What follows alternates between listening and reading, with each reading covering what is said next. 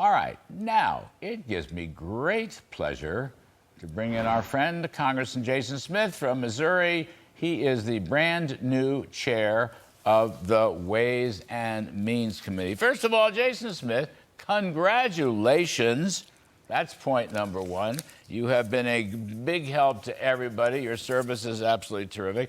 I'm sorry for my somewhat sardonic opening, but I grow weary of the nanny state, and I think you might want to say a word about the nanny state, whether it's gas stoves, or showers, or toilets, or LEDs, or for that matter, taxes, regulations, and overspending, Mr. Jason Smith.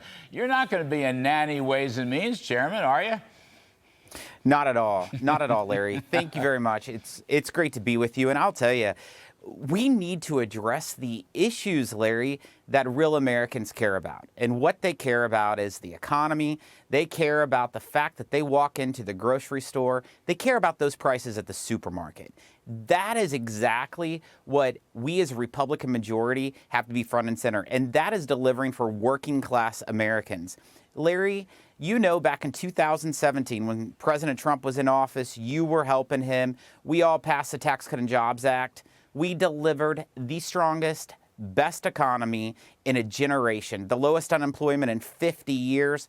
Those are the policies that we need to return to if we want to turn this country around. Yes. Jason Smith, so you all promised to downsize the IRS, take out the $80 billion, the 87,000 agents, and I guess you delivered last night on the vote on the floor of the House.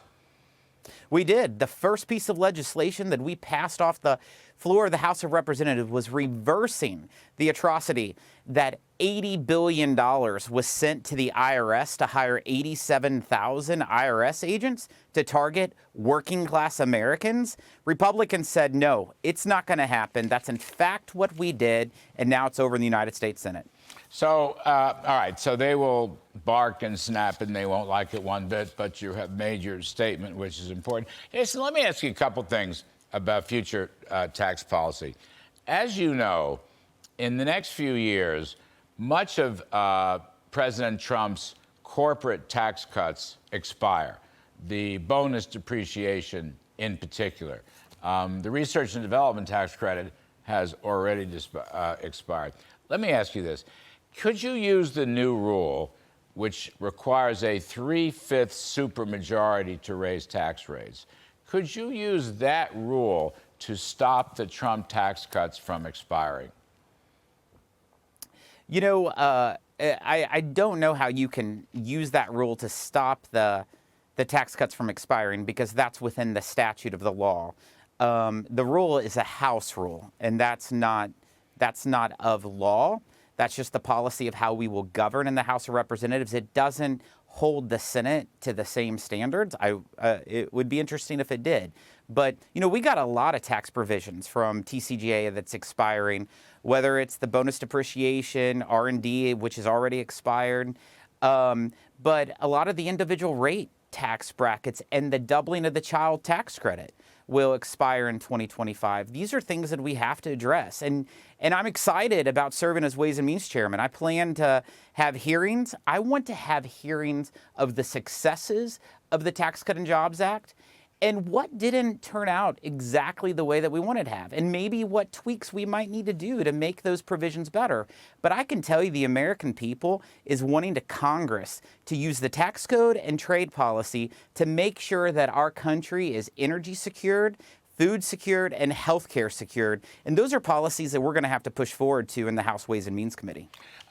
It may not be entirely your jurisdiction at Ways and Means, but, you know, you mentioned the child tax credit, which was kind of kidnapped by the Democrats. No work effort, no work requirement is required in that. Is there any way you can help to restore those work requirements in that particular tax credit and any other germane tax policy? I'm a true believer in work requirements. It was part of what I presented to the steering committee and to be the next chairman of this committee. If you look at just the proof that happened back in 2021 when the American Rescue Plan suspended the work requirement and that expanded child tax credit that they put in, that huge $2 trillion spending bill, just all of 2021, only 1.6 million people returned to work. When that provision expired December 31st, just in the month of January and February alone, 1.7 million people returned to work. Work requirement matters, and we have to make sure that that provision is always included. But we need to look at the 70 plus different welfare programs that go through 5 different committees, so that we are adding the work requirement for able-bodied healthy adults in all aspects. That will help the workforce. That will lift people out of poverty. Yes, that really will create new opportunities, grow the economy. Absolutely, 100%. I know there's going to be a vote, or I'm reading there's going to be a vote on the fair tax, which would abolish the income tax and substitute a consumption tax. Do you have a thought on the fair tax?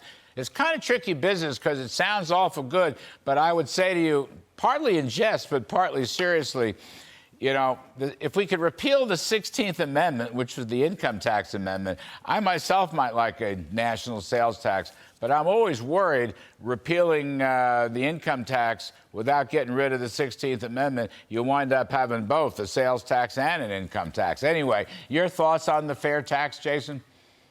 Well, Larry, just in regards to taxes in general, the less taxes, the better for the American people. I think that's what we have to be discussing. But I think all aspects of how to make the tax code simpler and better, and where the government's taking less of your paycheck, I'm open to looking into and making sure we're hearing from real Americans. I want to have hearings, Larry, outside of Washington, D.C. I want the Ways and Means Committee to be the committee of the people.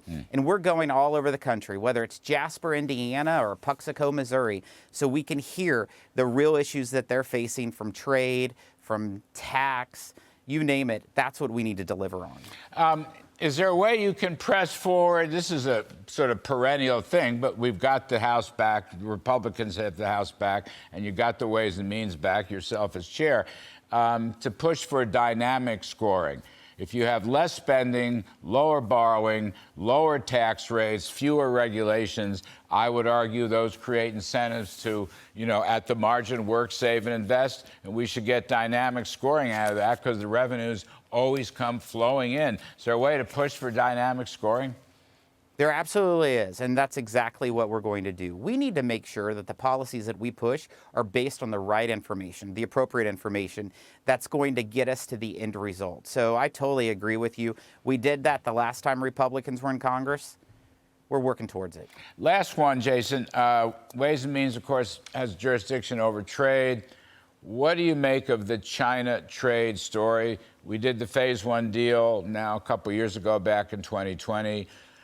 I don't know whether that deal succeeded or not. I think parts of it succeeded, parts of it didn't. In your judgment, should we keep the tough tariffs on until we're satisfied, particularly with respect to stealing property, intellectual property, and the forced transfer of technology? Don't you think it's useful, worth it, to keep the tough tariffs on, to keep the pressure on Xi? Larry, this administration's been completely out to lunch when it comes to trade policy. They've been non-existing. President Trump was very involved in trade policy. The biggest thing that he did was stand up to China. We have over a $350 billion trade deficit with China. It has to be addressed. The Ways and Means Committee is going to have to push aggressively to bring this administration to the table so that we can open up these markets for our manufacturers and farmers. When you talk about the tariffs, we need to look at them. We need to analyze them. We need to have public hearings. What has worked, what has not worked, and that's how we move forward. It's all about making sure our country is secured when it comes to energy, food, and healthcare. That will be our priority. It's a priority for the working class, and that's what we're going to be fighting for. All right, Mr. Jason Smith, again, congratulations on becoming chair of the House Ways and Means Committee. Thank you, sir. Appreciate it. You bet.